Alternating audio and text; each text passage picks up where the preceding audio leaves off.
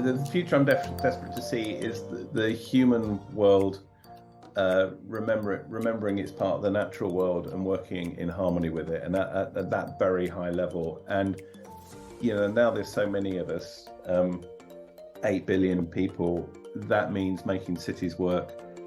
Hello everyone, and welcome to FutureX, a podcast by Martin Hearn, Event Director, Futurebuild, and co-host Dr. Oliver Jones, Research Director at RIBA Architecture. FutureX will bring together some of the brightest minds and some of the most disruptive thinkers and innovators to transform the construction industry and build a FutureX community of like-minded people that can begin to make a real change. We really hope you enjoy the series. Hello and welcome to FutureX.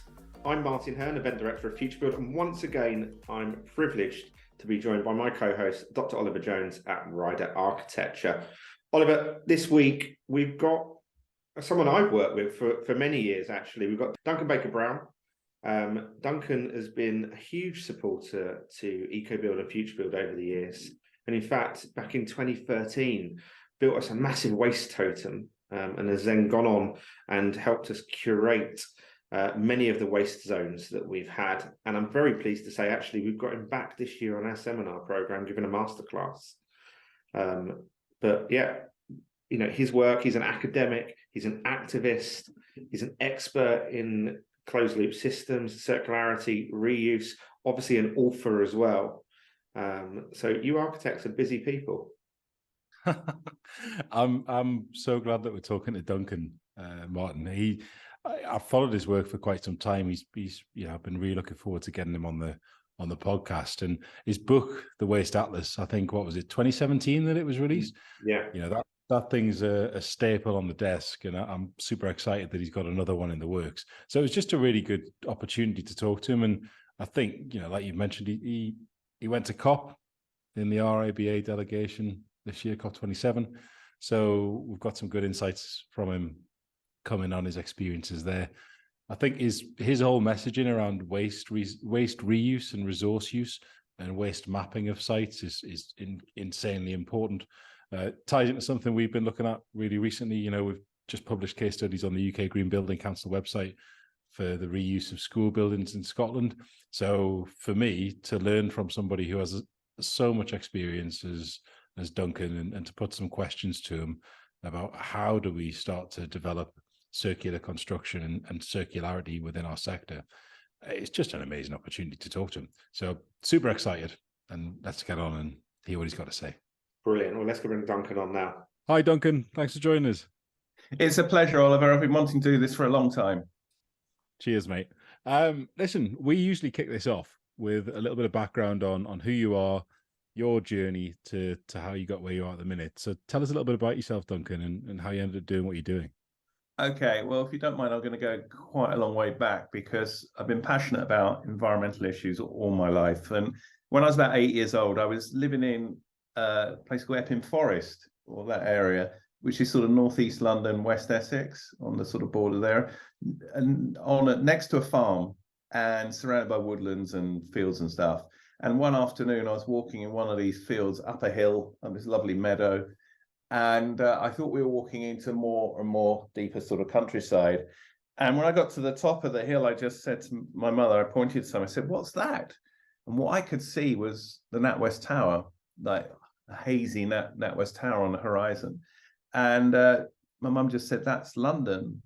And I said, "Wow, London's right next to us." And she said, "Well, yeah." And I don't know what else we said, but one thing she did say to me was she thought that one day the only natural world in the UK would be nature reserves and national parks. And as an 8-year-old, hearing that was a bit sort of shocking. And then for the next 5 or 10 years, I watched first the M11 motorway and then the N25. Sort of, I could see it because we were up on a hill. We could see these motorways being built, and we could see these things ploughing through fields and countryside. And in fact, there's a junction between the M11 and the M25 called Passingford Bridge. And Passingford Bridge was where my grandfather proposed to my grandmother in about 1917, over 100 years ago. And that was a rural little bridge in some woodlands, which is now a motorway interchange. So I've always been aware of that, the fragility of the natural world. And I had an uncle who was an architect, and so I got pretty interested in that about the same age. So if you'd met me as a 14-year-old, I would have said I'd either wanted to be working for Greenpeace or working as an architect. And that was the sort of dilemma all the way through. And I did my degree part-time in London, the London Met. And so I was working for other architects. And in about 1988, I was working on a project where the second kitchen for this guy in London, we were working on his second kitchen, and the second kitchen in 1988 was worth £100,000. And this wasn't a kitchen building. This is the fitting out of a kitchen, a bespoke kitchen. It was beautiful, but I just thought, what am I doing? So that was definitely the point where I thought, I'm going to go and work for Greenpeace. And then I just thought I could do both. So I went down to Brighton to do my master's and focused on sustainable architecture in sort of 1990 to 92. And then after about a year, I was back up in London. Well, I was commuting from the South Coast to London, working for an architect called Rick Mather. And at the time, he was designing and building the largest low-energy scheme in Europe, which was new student accommodation for the University of East Anglia, which was designed to get energy off the students. That was the energy source. And I thought this was fantastic. I also thought it was fantastic because Rick didn't bang on about the environment all the time. It just sort of was implicit in his work, which I thought was quite clever. And then while I was working for Rick, I entered an RIBA competition to design the off-grid house of the future, which we entered with my then partner Ian Mackay, and I entered this competition and we won it. And then because the headline was that students have won this open competition because we beat a lot of qualified architects, but really one of the reasons we could do it and then built the thing is because I'd been working on and off for 8 years, so I knew what I was doing. So we got that thing built, and then we were able to set up our own practice in the 90s. So by the end of the 90s, we'd won quite a few competitions, like 6 or 7, including the competition for the Greenwich Millennium Village, because we were asked to be involved because we knew about sustainability, in inverted commas. So we spent the end of the 90s, early noughties visioning what urban sustainability looked like. And then so we got involved with teaching as well. And you've got a fair few books under your belt, Duncan.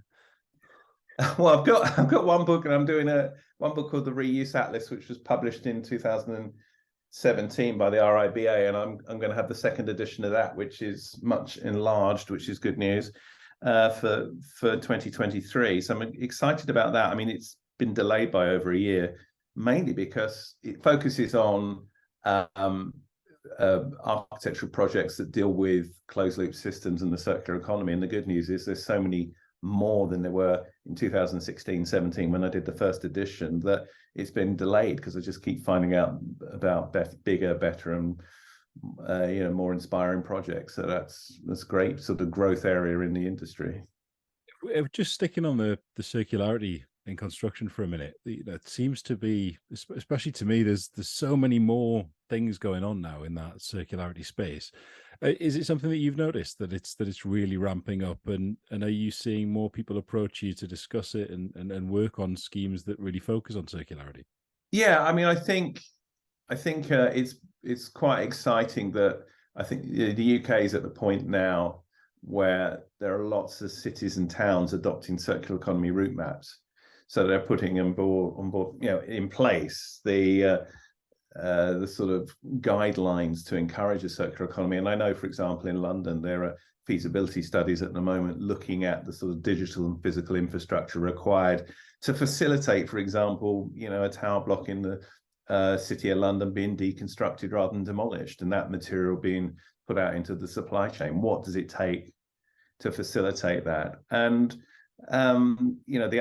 the other issue is that that's exciting is in the Netherlands and other European countries who are about at least 5 years ahead of the UK.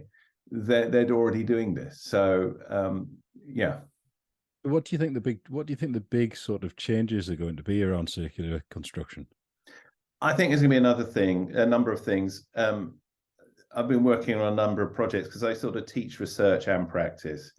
And where research and practice and teaching crossover, I've done a number of projects, EU-funded projects, where we're working with people in Europe who are actually doing this thing. So whether it's Rota DC or Bellestock or others who have these facilities that allow for deconstructed elements to be cleaned up, stored, and then put out into the supply chain. So for me, the challenges are understanding the infrastructure, digital and physical, that's required. How do you know about this secondhand stuff? How do you ensure its performance and warranties? That's the big deal. And so what's really exciting is where, for example, in the UK, there's a project which was a Lend-Lease British Land project, where number 1 Triton Square, where they deconstructed the 20-year-old facade, cleaned it up and put it back up, improved with the warranties.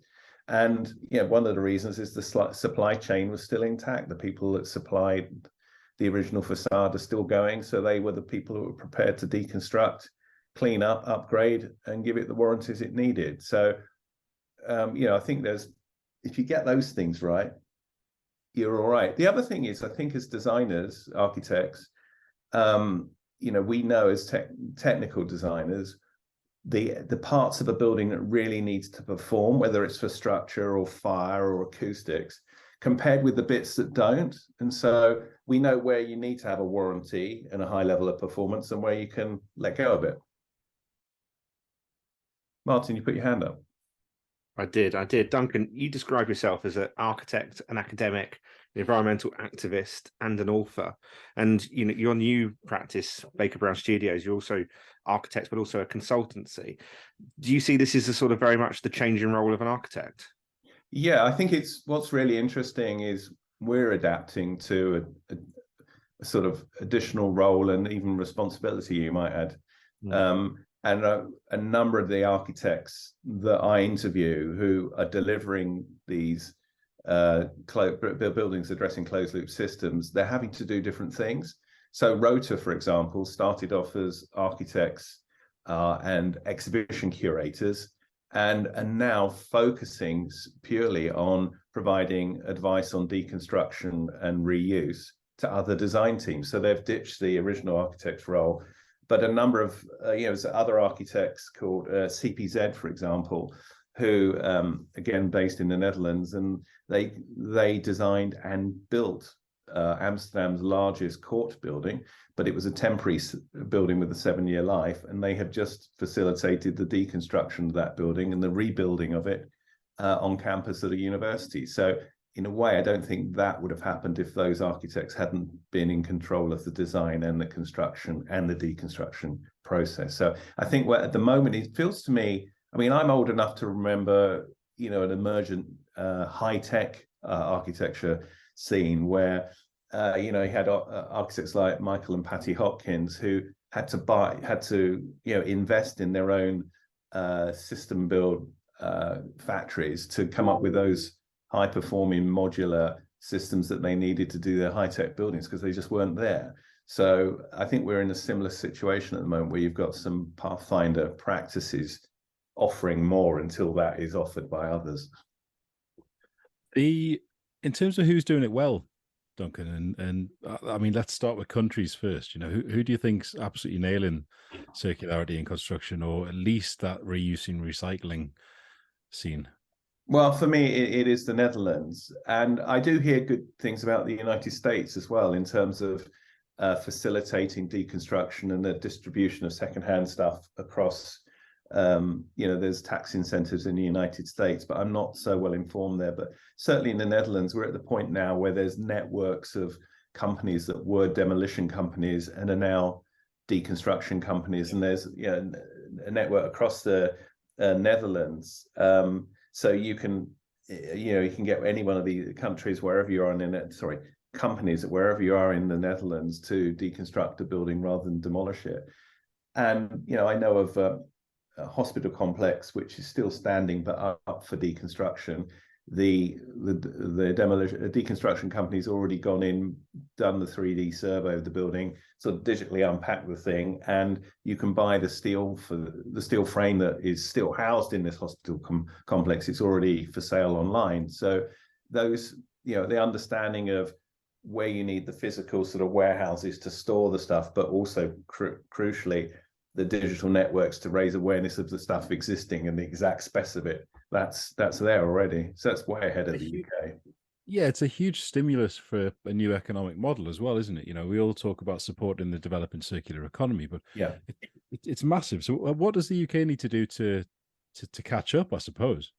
I think it needs to value the embodied carbon footprint of existing stuff, existing buildings. And if you fold that into whole life carbon descent plans that Letty and Rix and other have given us, that just needs to be in law. Bays need to fold that into building regulations. So I'm really excited that there was a whole life carbon emissions Act debated recently in Parliament. I don't know what the outcome, if there is one yet. But as soon as it becomes law for building owners to declare the whole life carbon footprint of their buildings, we will value the embodied carbon in existing things. And then I think the reuse of things will become worth it, because I would hope that out of that would come subsidies for doing the whole life carbon, low whole life carbon option. And that would include tax subsidies at the moment, because as a lot of people know at the moment, for example, with VAT, it's zero rated on new build and it's 20% on retrofit. So we're actively encouraged to demolish. So I think we've got to be actively encouraged to deconstruct and reuse. Now, that will require legislation and encouragement from building control, building regulations, definitely. I see Martin dying to jump in, but I've got one more thing to throw down towards you.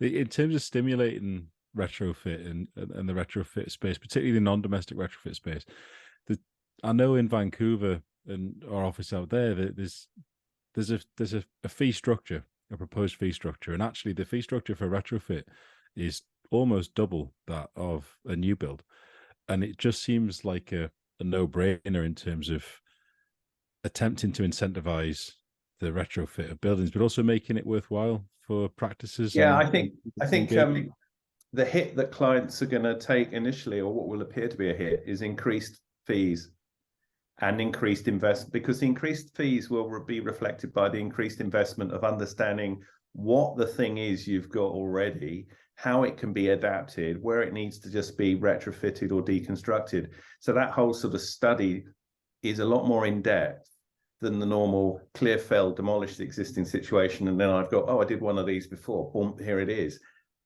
So you've got to get really specific with the understanding of the existing situation, whether that's the embedded carbon of it or the assets of it. And there are, again, this information we do have at our fingertips.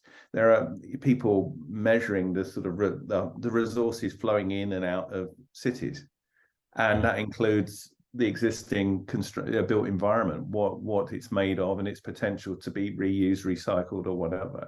So it's a different sort of investigation at the beginning and more in depth, I would say. But we'll get used to that. And so the added investment in fees, the saving will be the fact that you won't be having to buy so much stuff to get the building up and running as a sort of 21st century low carbon, climate resilient environment, which is, that's the issue we've got with non-domestic buildings at the moment. Well, as well as domestic, but with non-domestic, the issue is their relevance.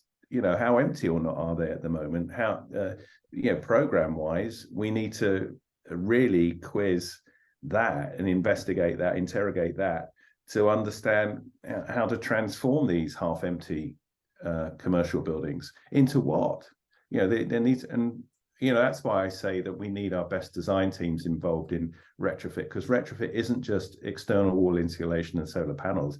It's the adaptation of the built environment to be what it needs to be in an ever warming climate, with different, we're working and living in different ways, very post-COVID, in a very distinct way. I was in London last week. It gets very busy, but it's strange at 6 o'clock at night coming from north down to south London on my own on a underground train. Really, it's still not as packed as it could be, and it's a lot of people still working from home, etc. So all of this, adds up to a need to adapt the existing built environment rather than construct more brand new stuff. And I'm talking, this is UK centric. Yeah. I can see Martin dying to jump in there, Martin. No, it's all right. I mean, Duncan, you're well known for your work on the Waste House and also obviously the Reuse Atlas, but you're also a massive advocate of natural building products as well. And I know you're extremely experimental on some of your projects, and you've done different research projects as well. Can you tell us some of the sort of products and materials you're using at the moment? Yeah, well, I've been lucky enough over my career to have house in inverted commas projects that have tested different ideas. So, a number of years ago, we did this project where we designed and constructed a house. It was on site for only 6 days, and it was, for example, this one was testing how well we did. Not over 90% of the construction was made from carbon locking organic materials. So we proved that a structure could be prefabricated, zero waste on site, designed to passive house standards. It was actually the first A+ rated dwelling in the UK, and 90% of it was fluffy, organic, sustainable materials. So that was earth, reeds, hemp, straw, and timber products, and others. So it was just proving that this, and in fact, we did it in about 2008. And the idea behind it, one of the ideas was to prove you could do it, but also there was a rush to burn stuff.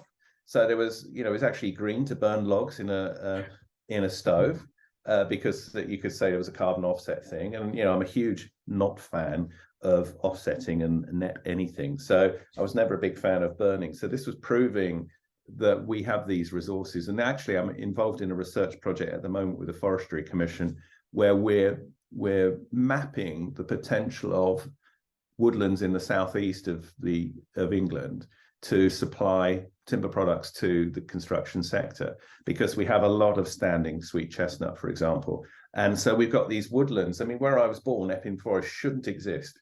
It starts in Walthamstow, and the reason it exists is because for 400 years it was a pollarded woodland, which means they let the stems grow to sort of trunks grow to 5 or 6 meters, and then the boughs that grow off these hornbeams would be used for building chips, but they'd only chop them off at the top, so these things grow for ages. So we've got precedents of so-called natural environments, which are actually human supported harvested environments, but they create high levels of biodiversity. So we're looking at that, and we've done a lot of work with rammed chalk, rammed earth, and that's spun out of that spun projects, research projects, where, for example, we looked at when we did the Waste House, which was another one of these house projects, where again this time we diverted 55 tons of waste material, a lot of it from the construction sector, but other sort of plastic waste. We diverted it to a construction site on site at the University of Brighton, and this time we involved over 350 students and apprentices. And in 1 year, we built it on budget, on time. We built Europe's first permanent building made out of 90% again waste material. Now that building performs to passive house standards, creates 30% more energy than it consumes, and it's made out of material other people throw away. Now, within that, this building became a sort of vessel collecting products without an end-of-life strategy. So a lot of plastic stuff. Now, I don't want to demonize plastic, but I just want to say to humans, we need to understand what to do with it at its end of its first life. Most plastic ever produced is still with us. So the Waste House, for example, collected 20,000 toothbrushes.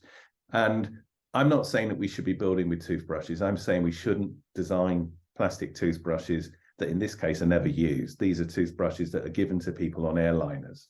So the life cycle of these 25,000 toothbrushes, as it was actually, is that they were using a millions of years old fossil fuel turned into plastic, into toothbrushes, put on an airliner in New York, flown over the Atlantic to be incinerated in the southeast of England. So this Waste House, which is not a house, it's a 2-story teaching facility, has attracted other research projects. And one of our recent ones was find waste flows near the Waste House to turn into components and products for the construction sector. And the first one we found was was for insulation, and we just went to Veolia and said, what's your biggest textile waste stream at which is a pain in the neck? And they said immediately bedding. And they just said, we get so much of it. If you think of Brighton, it's got 2 universities, loads of hotels. It's cheaper to buy a new single duvet in Brighton than it is for a student to get one washed. So we've just got all this bulky stuff. Now, we thought we were going to find textiles that we were going to have to recycle into a product. We actually found the product, because obviously duvets are insulation. So with the way the waste house is designed, we could take out a panel of the wall, one of the wall panels, and put in the duvets and measure their effectiveness. And of course, they're really good insulation. They're a fire hazard, so you have to sort of put your fireproof layers each side, but that's not a problem. Can you link the TOG to the U value? Yeah, no, exactly. You just thought, oh, I've got a 4 TOG duvet. Wow, here we go. So we played around with that, and some of the duvets had feathers in, so we were using some of the feathers to reinforce clay plasters and all this sort of stuff. So lots of things came out of it. And one of the other products that came out of the Waste House experiment there was that we found a local restaurant threw away 55,000 oyster shells a year. So we processed those oyster shells, recycled those oyster shells into concrete tiles. So part of the facade of the waste house has got these concrete tiles. Both those bits of work have impacted real projects. So the duvets are now reprocessed by a company. You can now buy waste duvet insulation. So I'm quite proud of that, because that was our initial investigation. The only thing I don't like about it is it was a reuse project, and it's become a recycle thing. So if you recycle, you create pollution, you use energy. So I'm really big on reuse rather than recycling. But the oyster shells into these beautiful tiles is a great thing. And now there are other buildings, being built at the moment, made out of spoil from the site, etc. So I think we're having lots of impact. Yes, Martin, sorry. That's all right. No, we've had Bill Dunster on here, we've had Tom Morley, and now yourself, and you're talking about, exemplar projects achieving these things back in, early 2000, and we're now in 2022, and we're not doing it at scale. What's holding us back? Well, I don't think much is now, because I think the reason we did the waste house was because at the time, for every 5 houses built, there was 1 house worth of waste flowing away from that construction site. So 20% of everything arriving on the site was being thrown away. And I just don't think anyone can afford to do that now. So I think the good news out of the current illegal war and post-COVID and climate emergency is that everybody's thinking about the lack of resource security and how to save resources, whether it's energy or steel or glass or whatever. So I think a lot of people are trying to get their head around reuse and adaptation of the existing built environment. So when we did the waste house in 2014, it was an interesting project, but it was still, the construction sector is still cheaper to throw materials and components at a building to keep it active, rather than having your plasterers not doing it on a Friday afternoon because you run out of plaster. It's better to throw gallons of the stuff in a skip at the end at 4 o'clock on a Friday than it is to have plasterers. So not doing anything. So I think that's changing, because the cost of materials has gone up so much. However, from the point of view of what government can do to help that, at the moment, just worldwide, labour's taxed too much. There's too much tax associated with labour, and not enough on the materials. So I think if there are ways in which tax law could enable closed loop systems, because basically, if you're reusing something, there is more labour on that thing. I think we need some incentives to allow for the labour required to transform existing things into new things. So when you get a project through, Duncan, that's you think, right, this is going to be an absolute cracker for reuse.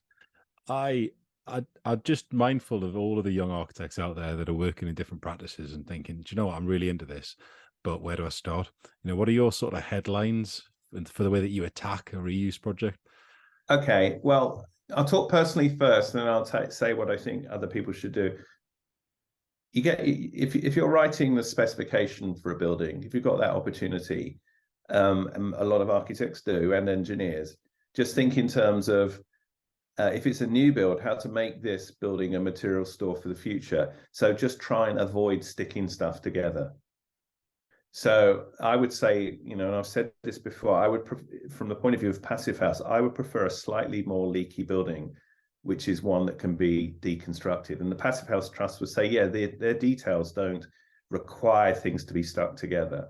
So if you do it properly, Passive House Trust way, you're fine. But we know that to achieve the sort of airtightness on some new buildings, or a lot of them, there's a lot of that expanding foam that's used to seal gaps. Now, if you talk to Rota, for example, who are having to deconstruct buildings that are only 5 or 10 years old sometimes, it's that expanded foam that really gets in the way of good deconstruction. So think if you've got new build, think about bolting it together and sticking it together, but also just think of where materials come from and what's their end of life strategy. So it's thinking about the social and environmental damage done by the specification of one plaster type over another.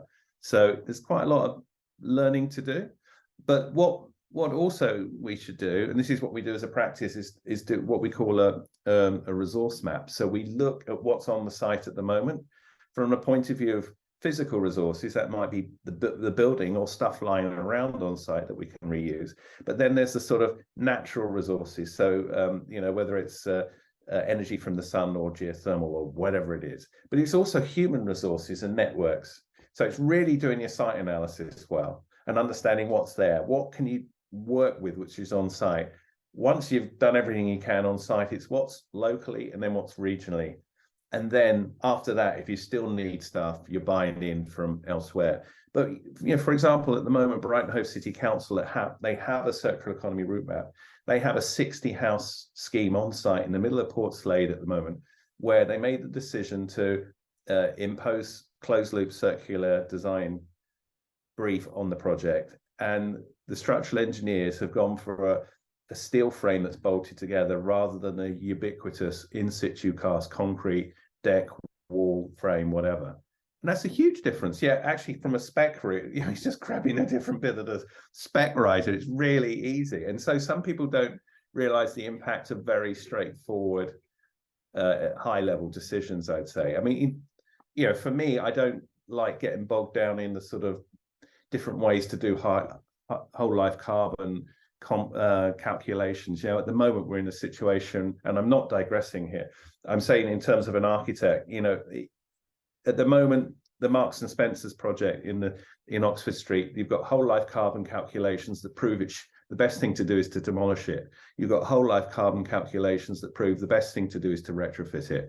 One of them's wrong, but work it out. Let's get a consensus. But I'm not going to be part of that conversation. I just know that if we reduce the amount that we consume during the design and construction and habitation, maintenance and deconstruction of that building, we're going to be doing the right thing. Now, I would also say there's loads of guidelines out there. So if you're a student, I'd get involved with the Architects Climate Action Network. They've got a network of student groups that they plug into. They're doing lots of work. I'd also say have a look at my book, because there's loads of case studies. And there are other books on the circular economy. So I would check those out. But it really is about, if it's in an existing situation, reuse before you recycle, before you buy new stuff. And the bottom line is just to reduce the consumption of stuff. So, for example, if you're on a design and it requires a design team, an international design team, to fly around the world all the time, that's dumb compared with local knowledge, and also, the reduced carbon footprint of not traveling. This is rather basic stuff. Then, right, by the way, then you can look at LETI, and they give you a whole life carbon descent plan. So you know what the embodied carbon footprint should be of a building of whatever type, and the operational carbon. Subscribe to that. But then it's up to you as a designer to come up with your solutions to those benchmarks. I'm definitely, I would not say don't use plastic or only use earth. I mean, there are reasons for using one material over the other, but just, for example, with concrete, all I would say there is don't use so much of it. It's ubiquitous at the moment. It's below ground, above ground, everywhere, and we're just using too much. So if we can just use it where it does the job that nothing else can do as well, okay. But there's just reduce. You're right there, matey. It's good advice, Duncan. Sorry, I was muting there while I was sneezing my head off. It would have gone unnoticed, Duncan. I think it's really critical advice at the minute. I mean, we're coming across this on so many projects on a daily basis, and we're working with local authorities and governments as well at the same rate who are trying to figure it out. And it's just, for me, it's a really, really exciting space to be in at the moment. I think we're all learning lessons, and around material certification and testing, seems like you guys have quite a lot of experience in trying to get things over the line, trying to get things tested. Is that a barrier for you? Yeah, I mean, for example, we're at the moment we're creating low carbon concrete sills out of waste material from sites, and we're having to get those window sills and door sills tested, and they've just been tested, but we have to find a laboratory that will test them, because we're not going to the normal prefabricated concrete sill company. We're actually making them out of site waste. So yeah, there are extra barriers that we have to jump through, but so I think soon that's all going to change, because I just think the different things are aligning, whether it's government law, which will create legislation, which will inform building regulations, which will make the reduction in consumption of stuff attractive. By the way, we're not talking about making less money. We're not talking about less work. In fact, we're talking about more work. There's sort of opportunities associated with moving our construction and sector and built environment forward in a low carbon, climate resilient way. Is a huge opportunity. Yeah. And I think a lot of people are seeing that. Local authorities who declared a climate emergency and then declared that they're going to be net zero carbon by 2030. These people are really keen for answers. I mean, we're in a situation earlier this year, there was a white paper commissioned by the Corporation of London, the City of London, saying basically what is the most authentic whole life carbon calculation method, and can we impose that approved method on for anyone doing a pre-app in the City of London? I mean, that's in effect the client saying, tell us how to do it properly. We want to do it properly. We don't, if we're putting up a scheme, we don't want all that bad negative publicity of everyone laughing at us, saying you dinosaurs doing it the wrong way. So I think we're at a point where people want to know the best way of doing it. The reality, in my opinion, at the moment with whole life carbon is it's got to be the Wild West out there when there's totally different ways of supporting. Well, sorry, supposedly one methodology that supports totally different strategies. So I think we've got to just sort of agree a way of moving forward, an established way of doing things, and then make the most of all the sort of green jobs and opportunities that will come out of that. And I think across the sector, people understand that now. Huge amount of employment. So are you going to tell us a little bit about this very special roundtable you've hosted recently, Duncan? What at COP27? There we go. Tell us a little bit about. Highlights from COP27. Yeah, and a bit about the roundtable. Thanks for reminding me about that, Oliver. No, I was lucky enough to be invited by the RIBA to go to COP27 along with Smith Mordak of Bura Happold, and also lucky enough we went to the second week, and we had at least 2 events a day that we spoke at or took part in, and most of those were at the Buildings Pavilion, which was hosted by the global ABC. And what was interesting is that the built environment was only discussed at the COP26 in Glasgow, and that was the first time it had a presence. And what was really exciting this time is that there was a lot of people, a lot of different organizations discussing this idea about climate resilience and whole life carbon. So it was really interesting that while we're talking about it at COP, the whole Marks and Spencer's thing was coming to a head in the UK. But what was really interesting for me was that it looked like something was happening. and able to happen because the UN are acknowledging that the built environment has a big impact and potentially could have a positive impact. One of the big questions is how can the building sector go to the United Nations with a consensus of what to do around the world, even though obviously there was a lot of talk about the fact that the global north has had a lot of fun developing and creating the climate emergency that we're in now, and the global south are suffering. So broadly speaking, we're looking at how can the global north stop consuming so much and let the global south build the housing it needs, etc., in a sort of, using local vernacular techniques, so we're not exporting materials all around the world. But what was really exciting, I think, was the fact that there was this idea of a breakthrough agenda, a buildings breakthrough, and this was the phrase used by UN and global ABC people. And on the last day, which was the Thursday of COP27 for the Built Environment Pavilion, obviously COP went on for another couple of days, but there was this idea of this, there was this announcement around this buildings breakthrough. The year before, there'd been a breakthrough agenda, which didn't involve buildings. It was to do with infrastructure and projects for dams and things like that. But this is the more smaller scale built environment that we all understand. And the buildings breakthrough announced this idea of a near zero emission and resilient buildings to make sure that this idea of near zero and building resilience, climate resilience, would be the new normal for 2030. And for me, I was excited because they weren't using net zero. For me, near zero, and there's a lot of debate on what near zero means. Let people get on with that. But near zero, we can't be zero carbon. We've got to, if we're building something, we can't be zero carbon, not at the moment. And near zero just sounds a lot more authentic. That sounds like you understand, or one understands what the challenges are, where net zero, we all know, means a deal. Now, the big deal was that there was a call for the construction sector around the world to establish benchmarks for near zero. And then we can go to the UN and say, this is what we think. Now, the precedent for doing that was with the Clean Oceans Alliance, or sorry, that's not exactly what they're called, but basically there's a global oceans alliance that understand what good looks like to clean up our oceans, make them more biodiverse, wherever the ocean is. And that's what we need as an industry. We've really got to very quickly get a consensus of what good looks like, because at the moment, we don't. It's open season.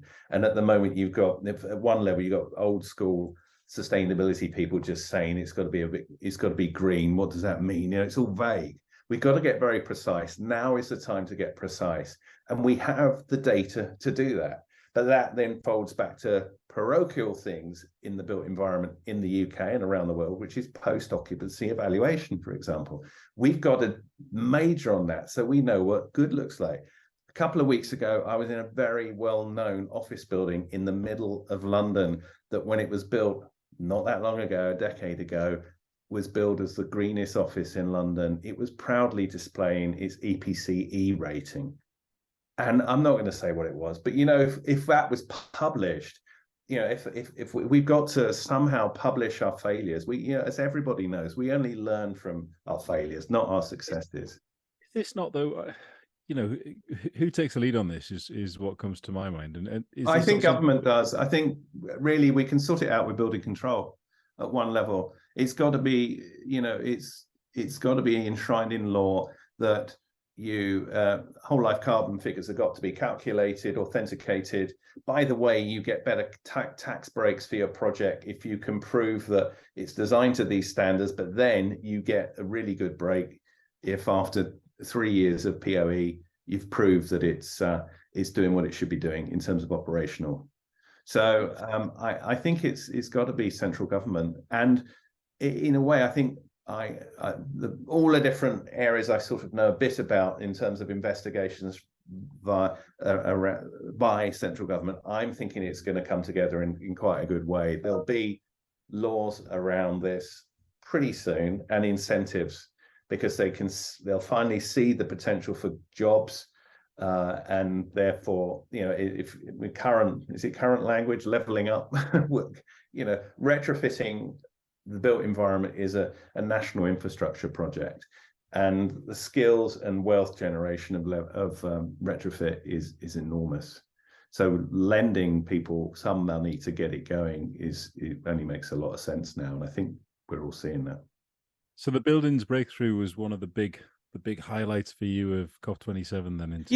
And actually on the ground, I mean, I think a lot of people were disappointed with COP27. I mean, there was the reparation fund that was announced, and after that it was, poor old Alok Sharma pointing out the 3 points around the consumption of fossil fuels that were agreed last COP, which were struck off this COP. But what was on the ground was a lot of understanding of what needs to happen. I mean, this COP27 was vast, and it was just so much understanding and cross-fertilization of ideas and an understanding of, for example, I mean, this time I wasn't at COP26, but people, activists and protesters, they were everywhere. They were across the whole floor. So our buildings pavilion was often interrupted by groups of people from the Amazon rainforest who, in their full headdresses, etc., making quite a lot of noise and singing very loudly and dancing and shaking the place up. There was no avoiding them, and they were excited because their current president-elect of Brazil was coming, and of course he's made it known very loudly that he wants to stop the deforestation of their home and the lungs of the planet. So I think there's a lot of positive stuff going on, but the reality is that there's a lot of people very frightened of what's going on as well, and I think that's when you'll get the action and people coming together. So there's the global south are really grouping together to say we will not put up with you guys having fun at our expense, and that was very loud. I guess we're getting close to the end of our time having you on the show, Duncan. So it'd be really good to just ask you the similar question that we put to everybody that joins us: is when you envision a future that you really want to happen, what does that look like? What is that future that you are desperate to see? The future I'm desperate to see is the human world remembering it's part of the natural world and working in harmony with it, and at that very high level. And now there's so many of us, 8 billion people. That means making cities work, because we can't all go suburban or rural. There's just too many of us. So I'm not into the mass extermination of humans to get us down to the 500 million or whatever that would be sustainable at that level. We got to make cities work. So cities have to be delightful, low carbon, climate resilient places to live in, but they also have to be places where we can have open green spaces that are also providing us with food, clean air, and biodiversity. And I believe that can happen because we in the UK accidentally supported a very rich biodiverse environment after the Romans left. The Romans left a really depleted landscape, and then for 1,000 years, because we were all very small peasant farmers that all needed some water, some nuts, some berries, some meat, and what have you, we created this patchwork rich environment that supported lots of species. And it was only with the Enclosure Act in the 17th century that these species started to get deliberately wiped out. We've done it before. We can have that rich sort of carpet tapestry environment across the UK, which includes our built environments. Our built environments can sustain biodiverse environments, and that's what it looks like in the future, the near future. That takes us nicely all the way back to your original story about how you sort of got into where you are now. So I think that's a really nice point to end on, Duncan. Thank you very much. Yeah, thank you. Cheers, mate. Oliver, amazing to hear from Duncan then. I think we could have spoke to him for probably 2 or 3 hours easily. I had another list of about 30 questions to put to Duncan. I think he's going to have to be a return guest, Martin. I think you're right. I mean, he touched on so many big issues. We've talked about reuse. We talk about buildings as material banks. Are you seeing this now, in your work? Are you seeing this now being demanded at a client level, or is this a sort of an ethical perspective from an architect? Certainly not coming through as much as I feel it should be at a client level at the moment. But what is happening is this, there are smaller projects, like the projects that Duncan works on, that are absolute trailblazers, like total pioneers in the use of this stuff. I mean, some of the stuff that we talked about in the podcast, the fact that he's using duvets as wall insulation, and that he's using thousands and thousands of toothbrushes and reusing them, and his whole ethos around the reuse of materials. The reason why it doesn't get as much traction as it should is because we've got, I mean, to some extent rightly so, a really, really hefty testing, certification, standards to get through. But that often puts people off just trying. And the reason why I've got so much admiration for Duncan and the work that Duncan does is because he's just always pushing boundaries, testing things, saying, look, let's go and find a really big waste stream near this site, and let's figure out how we can use it. And let's just stick it in a building. And yeah, we've got to monitor it, and we've got to make sure that it's, but let's test it in situ. And I think we need to get a lot more comfortable as an industry of testing things on demonstrators in situ. We've got loads of incredibly intelligent scientists. So let's start testing things in situ in place on projects, just the way Duncan does, so that we can accelerate the adoption of some of these waste streams into our new builds. I couldn't agree more. And I think it's a common thing we talk about almost every week, which is about how can we scale these solutions? And because the solutions are out there, we just need to find the ones that can scale and scale fast as well. We've talked, probably everyone we brought on here, about how regulations and red tape can slow some of that down. So I think, there needs to be a big advancements in the industry and taking action that way. There's a few things on bits Duncan touched on, like this preference to reuse over recycle, totally with him on that. I think an area that's really exciting, and we've talked to a load of these different companies on the podcast, is the reuse, depending whether you want to call it reuse or recycling, but the use of waste materials in new advanced materials. I think that's an area where it'll scale, the actually picking up waste streams that are in existence, unless there's some really robust certification, testing, quality assurance around them, and using them in our buildings, is only really going to be applicable on a small scale for the time being.